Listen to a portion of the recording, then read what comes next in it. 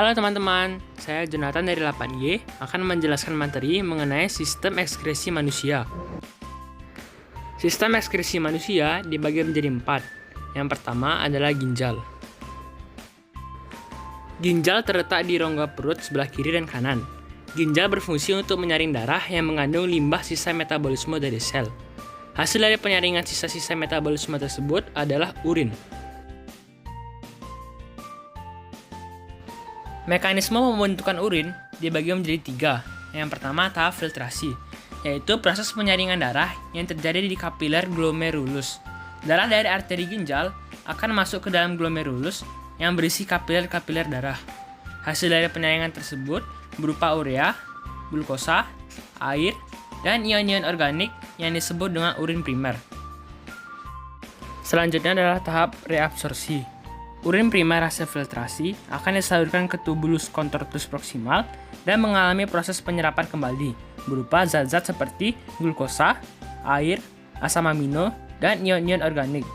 Cairan hasil sisa-sisa proses reabsorpsi yaitu air, garam, urea, dan urobilin yang disebut urin sekunder.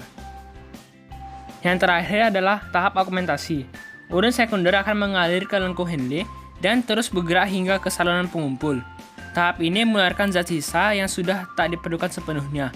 Urin yang telah terbentuk kemudian akan dibuang melalui ureter, kandung kemih, dan uretra. Selanjutnya adalah kulit. Selain sebagai organ ekskresi, kulit memiliki fungsi untuk melindungi jaringan di bawahnya dari kerusakan fisik karena gesekan, peninaran, kuman-kuman, dan zat kimia lainnya. Kulit terdiri dari beberapa lapisan, yaitu epidermis, dermis, dan hipodermis. Pertama, epidermis. Epidermis merupakan lapisan kulit paling luar yang tersusun atas sel-sel epitel yang mengalami keratinitas. Epidermis tersusun atas 2 lapisan, yaitu lapisan tanduk dan lapisan palpigi. 2. Dermis. Lapisan dermis adalah lapisan kedua dari kulit. Kelenjar yang terdapat pada lapisan ini yaitu kelenjar keringat dan kelenjar minyak. 3. Hipodermis. Hipodermis merupakan bagian paling bawah dari kulit. Lapisan ini mengandung lemak yang berfungsi sebagai cadangan makanan. Selanjutnya adalah organ paru-paru. Paru-paru adalah organ pernapasan yang juga berperan sebagai organ ekskresi. Paru-paru mengeluarkan karbon dioksida dan uap air dari hasil pertukaran gas, oksigen, dan karbon dioksida dalam alveolus. Selanjutnya adalah hati. Hati adalah organ ekskresi yang menghasilkan zat empedu yang disebut dengan bilirubin. Bilirubin akan dikeluarkan bersama dengan getah empedu. Organ hati berfungsi juga untuk menguraikan asam amino dan menghasilkan zat sisa bersifat racun bagi tubuh. Berikut adalah contoh gangguan pada sistem ekskresi manusia. Nefritis atau radang ginjal.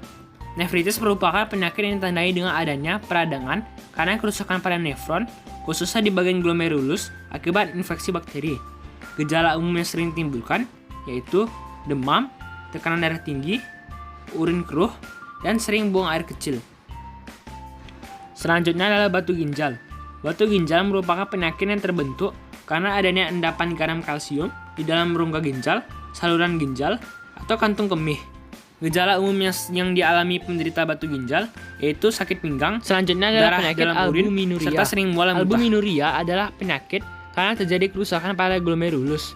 Gejala penyakit albuminuria adalah urin yang berbusa akibat jumlah protein yang berlebihan. Selanjutnya adalah jerawat.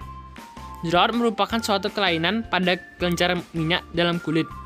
Jerawat muncul karena kurangnya menjaga kebersihan kulit sehingga terjadi penumpukan kotoran dan kulit mati. Selanjutnya adalah biang keringat.